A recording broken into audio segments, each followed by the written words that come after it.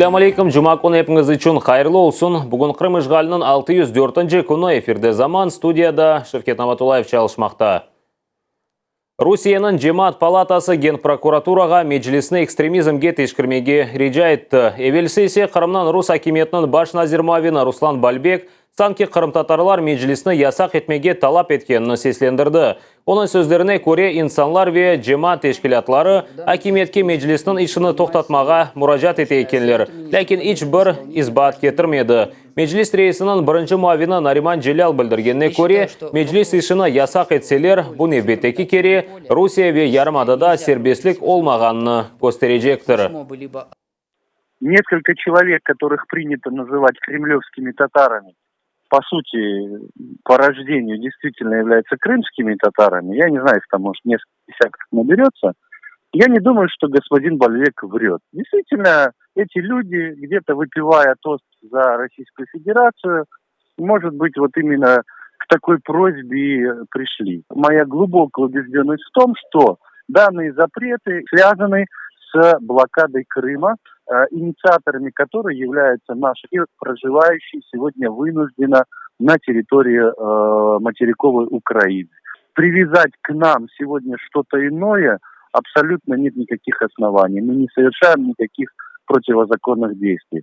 Если меджлис будет запрещен сегодня в Крыму, то я и многие мои единомышленники окончательно просто подтвердим свою убежденность в том, что в Крыму существуют колоссальные ограничения со свободой слова, свободой общественно-политической деятельности, свободой собраний и так далее, и так далее. То есть то, о чем мы, собственно, везде и говорим. Запрет абсолютно не помешает людям, которые чувствуют ответственность перед собственным народом, осуществлять законные действия, направленные на возрождение его культуры, на возрождение его государственности, на поддержание развития по всем направлениям. Кырымның жемат блокадасы девам еті. Бүгін акцияның 34-ші күні сыңырда олып кечкен соңғы вақиялар хақында Гүлсум Халилова біле. Бүгін епісі өч кечіш ноқтасында умумен алғанда күн сакен шекілде кечті, провокациялар мұнда олмады. Туневін ақшам есе каланча кечіш ноқтасында активистлер толы юк арабасыны тоқтаттылар. Айдавжы Украина территориясындан Қырымға кетейді. Айтқанларына көре юклю мықтарда мақсулатлар кечірмек істеді. Він стояв тут, провоцировав нас. Він хотів провести 10 паків води. 3 мішка картошки, 2 мішка круп. Що ще в нього було? Капуста, 4 літри капусти і 4 кавуна. Ми йому сказали, так і так, ти не приїдеш, нельзя. Потім він що зробив слідуюче, він взяв і поставив посеред дороги, перекрив дорогу. Що не могла машина ні з тої сторони, ні з цієї проїхати. Блокпостқа ГАИ хадимлеріні чағырдылар, сонрадан есе олар берабер милиция бөлігіне кеттілер, милиция хадимлері есе бұл вазиетні изатламадылар. Все комментарии по данному факту вы можете получить в нашей пресс-службе. Миронюк поступал сегодня к вам? Я ясно выразился. Человек обратился с заявлением. Все. Активистлердің айтқанларына көре адамны Ярымадаға йоламадылар. Сюди, на Крим, не проїжджав. Ми його не пропустили. А вернув додому. Він представився як адвокат. Він сказав, що він адвокат. І в Кривому Рогу він депутатом був. Або є зараз, або був депутатом. Я точно не уточняв. Бүгін есе епісі кечіш ноқталарында яғмур яға, ләкин активистлерге бұл ичте кедер етмей, Қырымны қамачафы акциясы епісі күчінен девам ете. Гүлсум Халилова, Олег Кызыкин, Zaman, АТР. Херсон вилайет yolbaşçылары Қырым сыңырында тижарет ноқталарыны тешкіл етмеге шандырған еділер. Блокада башлаганына бір ай oldu, ләкин іч бір şey да yapılmadı. Не үшін меселе чезілмегенini Эльвина Сидбулаева оғыренмеге тұрышты. Бұл Чанғар контроль кечув ноқтасы. Мында сәкенлер ишғал олынған Қырымдан сербез территориясына кечелер. Шикаят етелер. Ярамадада яшайш денішті. Масулатқа фиятларын көтерілді, ама алықлар эксілді. Мясо дорогое, там по 350 рублей. Это там хлеб, конечно. Ну, хлеб, как всегда, 23-22 рубля. Так, не знаю, мясо, молоко там дорогое. Монополия махсулат ноқталарына Херсон вилаятының елбачылары Қырым вақыты арасында құрмаға вады еткен еді. Амма ваделер оледі бош қалды. Сыныр янында ешбір базар ноқтасы жоқ. Амма сатыжылар Қырым сәкінлерге ярдым етмеге азырлар. Конечно, нормально было бы хорошо, если рынки были бы на границе. Да, работы больше было бы. Наверное, нужно. Пусть строят. Ну, чтобы это приезжали к нам, продукты покупали. Как-то связать этот Крым, материк. И у нас вот апельсины, бананы, хурма, изюм. У нас товара много. У вас, я знаю, что дорого все. Андрей Путилов, Херсон Девлет мемориятының елбашысы. Ватандашлық блокадасына қол тұта. Ама мемориаты тижарет ноқталарыны құрмайчақ деп қайдетті. Власть не должна заниматься бизнесом. Инвестору, который придет на территорию Херсонской области, если мы увидим, что у него есть желание построить и вложить собственный финансовый ресурс в данный оптовый рынок, логистический центр для развития, мы дадим дорожную карту, посадим за стол все контролирующие структуры, которые выдают документы, сядем мы и постараемся в короткие сроки дать все согласовательные документы. Мында ел бойы Қырым ве Украина территориясына бағлайжақ мақсулат сатып ноқталары олмақ керек еді. Ләкин бұл еллар аляда бош қалмақта. Эльвина Сидбулаева, Альдар Эцматов, Заман, АТР. Кечкен сені Украинада қабыл етілген сүргін олынған халқар ақлары бойынша қанун шымділік чалышмай. Бұл ақта қырымтар халық лидері Мустафа Джемилев білдірді. Оның сөздеріне көре қанун Қырым Украина еркенына қайтқан сон чалышы башлай жақтыр. Джемилев білдіргеніне көре шымды есе бұл қанун есасында тарихи топонимиканы қайтармақ үшін қанунны қабыл етмек мүмкіндір. Kanun malum olduğu gibi geçen sene kabul edilgenedi. Ama onun yürürlüğe girmek için, praktik şekilde ondan bir fayda olması için elbette Kırım Yarımadası'nı işgalden boşaltmak gerek. Bazı meseleleri, bu toponimika meselesini şimdi de mümkün buradan yapmak.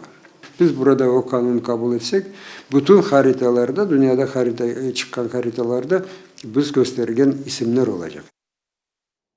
Қырымда қапаржылық давалары девам еті. Полицияның олған проблемаларына чезмек үшін $35,000 қапар алғаны үшін яқаланған Қырымның Рус акиметінің Девлет Шура депутаты Валерий Гриневичның адвокатлары взятка созы үшін итераз білдірелер. Ершейде журналистеріні қабатлайлар. Тәфсилатлы жа біздің журналистеріміз біле. Валерий Гриневичны октябрьнен 12-сінде яқыладылар. Тақиқатның малуматына көре, июль-октябрь айларында қабатлы Сақшер сакеннің бірінден оқу құройжыларнен олған проблемаларны чезмек үшін $35,000 алған. Адвокатның сөзлеріне көре, пара алуыны хабар кебі саймақ хатадыр. Бүгін адвокатлар матбуат васталарында қоланылған взятка сөзіне итираз білдірелер. Адвокатның сөзлеріне көре, шекленгенні пара алуында яқаламағанылар. Это не соответствует действительности. Хотелось бы последний раз поставить в этом точку, что наш подзащитный на сегодняшний момент обвиняется в совершении не должностного преступления, связанного с профессиональной деятельностью, а в совершении преступления против собственности, то есть мошенничества. С поличным, когда человека берут, это когда денежные средства обнаружены при человеке, либо при его передаче. Есть порошок на руках. Денежные средства были обнаружены не при Гриневиче, а в помещении, которое использовалось Гриневичем для приема граждан. Это две большие разницы между тем, что когда у человека в кармане это обнаружено, либо при передаче, но сам факт произошел, есть какие-то там неоспоримые доказательства. А речь идет просто об обнаружении денежных средств. Бұна бақмадан Единая Россия фирқасы жинай иш açылған сон, яқаланған депутатның фирқа залығыны тоқтатты. Махкеме есе 2 миллион рублей пейге беле депутатны бақкемеге қадар азат етмеге разы олмады. Шымды о СИЗОда. Туневон Қырымның Рус акиметінің Девлет Шура топлашуында Қырым прокуроры Наталья Поклонская Гриневичный депутат мандатыны лягу етмеге талап етті. Гриневич Валерий Васильевич неоднократно, лично приезжал на карьеры, эксплуатируемые подконтрольными ему предприятиями. Это общество с ограниченной ответственностью Крым Евробуд, Охотникова и ПГС-08, по которым возбуждены уголовные дела. где препятствовал проведению прокурорских проверок. И, используя свой статус депутата, направлял в прокуратуру республики депутатские обращения, в которых требовал рассмотреть вопрос об отмене либо снижении штрафных санкций, наложенных на данные юридические лица. Адвокатлар білдіргенлеріне көрейсе, депутатның мандатыны алмақ үшін прокуратураның талабы темелсіздір. В статье 12 сказано лишь о том, по каким основаниям может быть лишен полномочий депутат. И там, если дословно цитировать, речь идет о недостоверной искаженной информации по поводу доходов, об изменении гражданства, об выхода из партии, но не сказано о том, что исключение должно быть связано с какой-то деятельностью, вмешательством даже в деятельность правоохранительных и иных органов. Парламент есе прокуратураның талабыны бежермеге ашықмайлар. Қырымның Рус акимиетінің Девлет Шура елбашчысы Владимир Константинов білдіргенне көре, елке веля меселені огренмек үшін депутат группасыны тешкіл етмек керектар. Элиф Абдулла, Лиля Қаведжи, Асан Асанов, Заман, АТР. Бұл hafta Украинада ерлі шураларға сайлаулар өткерілежек. Бұне бәрі шер, қасабави, кой галавалары сайланажақтыр. Вақтынша көчкен инсанларда есе сайлауларда иштирак етмеге ақы жоқ. Украинада есе оларның сайысы 1,5 миллионға етті. Активисттер есе бұны қата кібі көрелер. Вақтынша көчкенлер сессіз адлы нумайыш акциясыны тешкіл еттілер.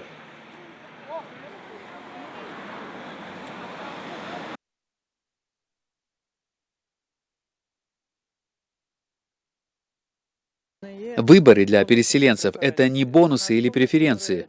На наш взгляд, это ответственность. Ты приезжаешь на новое место, находишь новый дом и берешь на себя часть ответственности за то, что здесь происходит.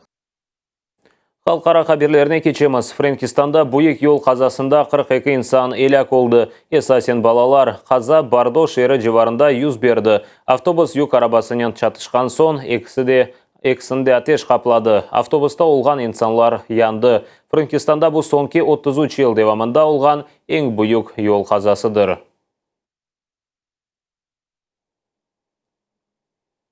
Украина-Алман иқтисади форумы черчевесінде Украина акимиетінің эркяны Берлинні зиярет етті. Анда екі мемлекетні темсіл еткен 600-дан зияде иш адамы иштирак етті. Курышев девамында Украин-Алман ишбірлігі олған проблемаларны музакире еттілер. Матбуат конференциясында есе Яценюк әмде Меркель сияси мевзуларны көтерділер. Бұл Минск анлашмалары пе Украинада өткерілежек ерлі сайлаулардыр. Дякую уряду України за цей реформний курс, який Україна проводить. Також прекрасне виконання програми МВФ, а також і вступлення в дію угоди про зону вільної торгівлі, що є мотором для динамічного розвитку. Вкотре хочу зазначити, що Мінська угода – це не меню. Її необхідно виконати, в першу чергу, Російській Федерації, і там є чіткі умови щодо виконання Мінської угоди. Вибори в Донецьку і Луганську повинні пройти.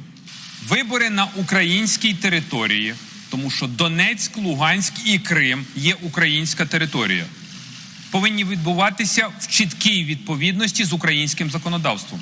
І це написано в Мінських угодах. І тут немає жодного подвійного тлумачення.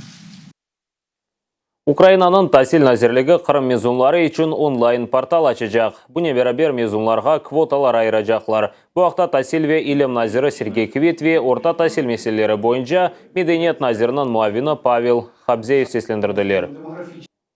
Якщо говорити про цей рік, немає таких випускників з Криму, які би хотіли вступити, які би зверталися в міністерство і не вступили. Немає. Там є інша проблема, що вони бояться вступати взагалі. Кримчани не є зарубіжні українці, бо це окупована територія. Але, можливо, ми будемо йти шляхом квот. Тобто ми зараз розглядаємо. Це означає, що стосовно Криму ми будемо вносити якісь законодавчі зміни. Значна робота буде переведена в онлайн режим, тобто будуть підготовлені певні завдання і певний супровід для того, щоб можна було отримати отримувати освіту, бо мова йде про певні предмети, яких немає в навчальних планах тепер в школах Криму, ми повинні компенсувати. Єдина умова є та, що коли для того, щоб отримати атестат, то треба буде складати іспит уже не онлайн, а складати персонально, і це треба переїхати на територію України.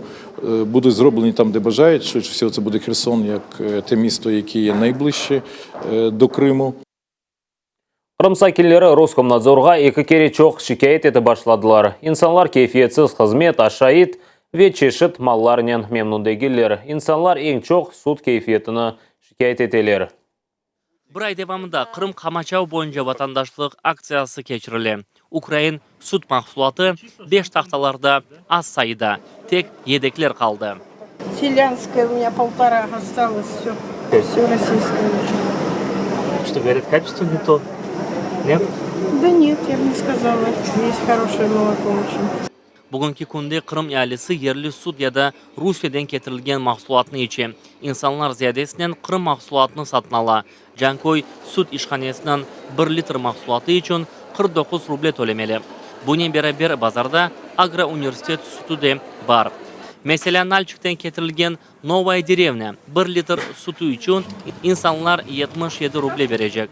Voronezhdagi Vkusnoteyeva mahsuloti için 100 ruble. Qrim sakinleri Rospotrebnadzor ma'lumotlari haqida bir şey eshitmaganlar. Ularning fikrlari farklı oldu. По-моему, немного лучше украинское качество. Оно вкуснее, потому что российское, ну, как просто вода размешана с каким-то порошком. Наверное, больше российское. Почему? Ну, не знаю, мы больше доверяем как бы России. При Украине, ну, мы вообще молоко не покупали, потому что молочные продукты мы постоянно покупали в магазинах, они были просрочены сроком годности. Кубанское очень хорошее молоко. Украинское лучше. Цена намного лучше, дешевле.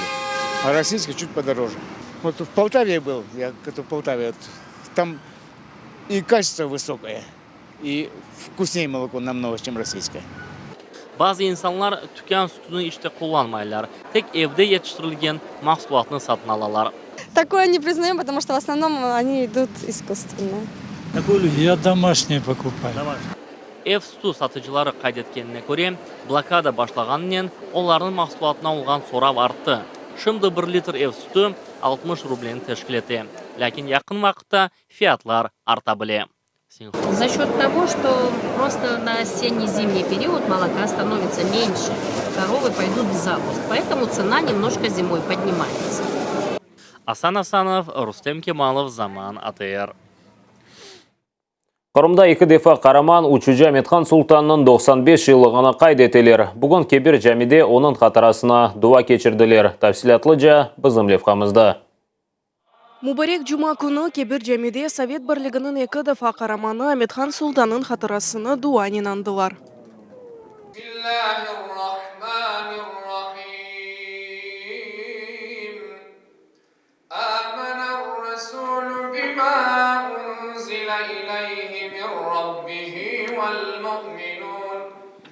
Ahmetxan Sultan 1920 senesi октябрьнің 20-сінде Лубка шерінде дүнияға келді.